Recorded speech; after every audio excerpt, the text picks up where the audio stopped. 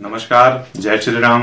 प्रिय दर्शकों, मैं पवन गैरोला स्वागत करता हूं आपका अपने YouTube चैनल सनातन पथ पर। सनातन धर्म से जुड़ी समस्त जानकारियों के लिए इस चैनल को सब्सक्राइब जरूर कर लें ताकि आपको भी सनातन धर्म से जुड़ी जानकारियां प्राप्त होती रहें। जैसा कि आप सबको ज्ञात है, मैं सनातन धर्म से जुड़ी समस्त जानकारियां आपके लिए लेकर आता रहता हूं। तो मैं आज एक नया विषय लेकर आया हूं। मैं आज बात करूंगा सिद्धि विनायक गणेश चतुर्थी व्रत के विषय में, जिसको कि कलंक चतुर्थी भी कहा जाता है। यदि इस दिन कोई चंद्रमा के दर्शन कर ले तो उस पर झूठा आरोप लगता है, मिथ्या कलंक लगता है, अपयश का उसे सामना करना पड़ता है। मैं आज आपको बताऊंगा कि यह सिद्धि विनायक गणेश चतुर्थी व्रत, जिसको कि कलंक चतुर्थी भी कहा जाता है, यह व्रत किस दिन पड़ेगा, किस दिन जो है चांद के दर्शन करना वर्जित बताया गया है, कैसे आप भगवान गणेश का पूजन करें, और अगर भूलवश गलती से आप अगर चांद के दर्शन कर लेते हैं तो इस कलंक के दोष को दूर करने के लिए आप क्या उपाय करें, यह सब जानकारी मैं आपको दूंगा। इसके लिए वीडियो पर बने रहें, वीडियो को अंत तक देखें। उससे पहले जो मेरे इस चैनल पर नए हैं वह चैनल को सब्सक्राइब जरूर कर लें, वीडियो पर लाइक करें, कमेंट करें और शेयर करना ना भूलें। अधिक से अधिक वीडियो को शेयर करें ताकि यह जानकारी सभी को प्राप्त हो सके। तो आइए ज्यादा समय न लेते हुए वीडियो को करते हैं शुरू। सबसे पहले मैं आपको यह बता देता हूं कि यह सिद्धि विनायक व्रत कलंक चतुर्थी किस दिन होगी। तो इस वर्ष यह कलंक चतुर्थी 31 अगस्त बुधवार को पड़ रही है। वैसे तो चतुर्थी तिथि 30 अगस्त मंगलवार को दोपहर 3:32 से प्रारंभ होकर 31 अगस्त बुधवार दोपहर 3:23 तक रहेगी। तो 31 अगस्त को मध्याह्न व्यापिनी चतुर्थी होने के कारण 31 अगस्त को ही यह व्रत किया जाएगा। इसलिए इस दिन चंद्रमा के दर्शन करना वर्जित है। तो यह मान्यता है कि इस दिन जो चांद के दर्शन करता है उस पर भी झूठा कलंक लगता है। तो सबसे पहले मैं आपको यह बता दूं कि भगवान श्री गणेश का पूजन और चंद्रमा का पूजन आपने किस प्रकार करना है, किस प्रकार चंद्रमा को अर्घ देना है। आप प्रातः काल सुबह जल्दी उठकर अपने स्नान ध्यान से निवृत्त होकर भगवान श्री गणेश के निमित्त व्रत को रखें। विधि पूर्वक भगवान गणेश का आप पूजन करें। भगवान गणेश को सिंदूर, गंध, अक्षत, पुष्प, धूप दीप आदियों से जो है भगवान गणेश का पूजन करें। भगवान गणेश को मोदक जरूर चढ़ाएं। भगवान गणेश को लड्डू जो है बड़े प्रिय हैं, इसलिए भगवान गणेश को मोदक अवश्य चढ़ाएं। और जब आप चंद्रदेव को अर्घ्य दें तो नजरें झुकाकर भगवान चंद्रदेव को अर्घ देना चाहिए। चंद्रदेव की तरफ देखे ना, क्योंकि इस दिन चंद्रमा के दर्शन करने से मिथ्या कलंक लगता है। इसी भाद्रपद शुक्ल पक्ष की चतुर्थी तिथि को भगवान श्री कृष्ण ने भी जो है चांद का दर्शन किया था, इसलिए उन पर चोरी का झूठा आरोप लगा था, मिथ्या कलंक लगा था। तो इसलिए चंद्रमा के दर्शन इस दिन वर्जित होते हैं।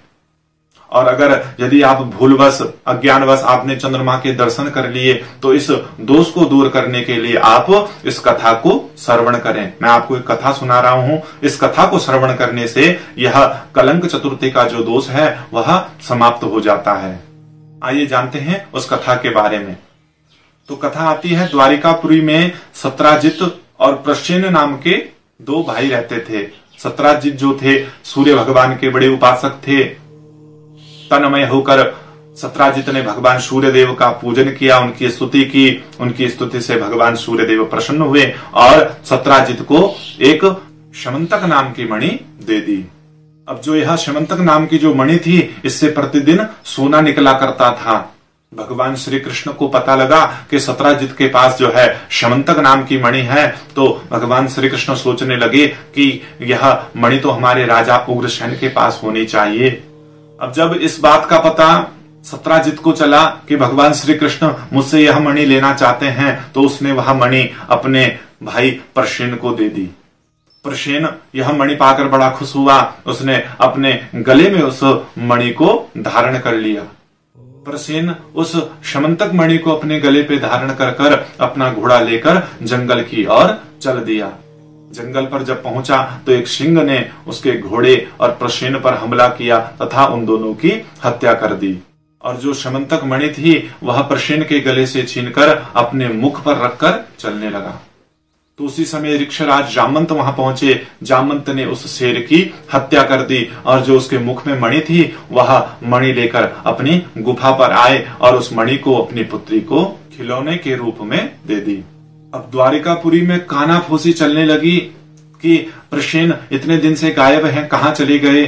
सत्राजित ने सोचा कि भगवान श्री कृष्ण ने मणि के लिए मेरे भाई की हत्या कर दी है। अब जब भगवान श्री कृष्ण को यह बात पता चली कि सत्राजित उन पर अपने भाई की हत्या का आरोप लगा रहे हैं, झूठा कलंक लगा रहे हैं, तो भगवान श्री कृष्ण सत्राजित के पास गए और कुछ नागरिकों को लेकर प्रसेन को ढूंढने के लिए चल दिए। जंगल में जब पहुंचे तो देखते हैं प्रसेन और उसका घोड़ा मृत पड़ा हुआ है। उसी के पास एक सिंह भी मरा हुआ है। तो सत्राजित समझ गए कि इस सिंह ने ही मेरे भाई प्रसेन की हत्या की है। जहां पर सिंह मरा हुआ था वहां पर ऋक्षराज जामवंत के पैर के निशान भगवान श्री कृष्ण ने देखे और ऋक्षराज जामवंत के पैरों के निशान देखते हुए उनकी गुफा की ओर चल दिए। भगवान श्री कृष्ण ने सत्राजित और नागरिकों से कहा कि मैं गुफा के अंदर जाता हूं, तुम मेरा यहाँ बाहर इंतजार करना। इतना कहकर भगवान श्री कृष्ण गुफा के अंदर चल दिए। अब जब भगवान श्री कृष्ण ने गुफा के अंदर प्रवेश किया तो जामवंत की गुफा में जो आया थी वह भगवान श्री कृष्ण को देखकर जोर जोर से चिल्लाने लगी। अब आया की आवाज सुनकर जामवंत क्रोध में कृष्ण के पास आए। जामवंत और भगवान श्री कृष्ण के बीच जो है युद्ध होने लगा। 7-8 दिन बीत गए। अब बाहर बैठे नागरिकों ने सोचा, सत्राजित ने सोचा कि मुझे लगता है भगवान श्री कृष्ण की ऋक्षराज ने हत्या कर दी है। यह मन में विचार किया और अपने नगर की ओर चल दिए। भगवान श्री कृष्ण और जामवंत का युद्ध 21 दिन तक चला। भगवान श्री कृष्ण की मुष्टिकाओं के प्रहार से जामवंत ने पराजय स्वीकार करी। हाथ जोड़कर भगवान श्री कृष्ण से कहने लगे, हे प्रभु, मुझे लगता है आप भगवान राम के ही अंश हैं। तब भगवान श्री कृष्ण ने उन्हें अपना यह अवतार लेने का सारा वृतांत बताया। ऋक्षराज जामवंत ने वह शमंतक मणि भगवान श्री कृष्ण को दे दी और अपनी पुत्री जामवंती को भी उनको दे दिया। भगवान श्री कृष्ण वह शमंतक मणि और जामवंती को लेकर सत्राजित के पास गए। सारी घटना का वृतांत सत्राजित को बताया और वह शमंतक मणि सत्राजित के पास दे दी। सत्राजित ने वह शमंतक मणि भगवान श्री कृष्ण को दे दी और अपनी पुत्री सत्यभामा का विवाह भी भगवान श्री कृष्ण के साथ करवा दिया। लेकिन भगवान श्री कृष्ण ने वह शमंतक मणि नहीं ली और कहा, हे सत्राजित, तुम सूर्य उपासक हो, इसलिए तुम्हारे पास ही यह शमंतक मणि रहनी चाहिए, अतः तुम इसे अपने पास रखो।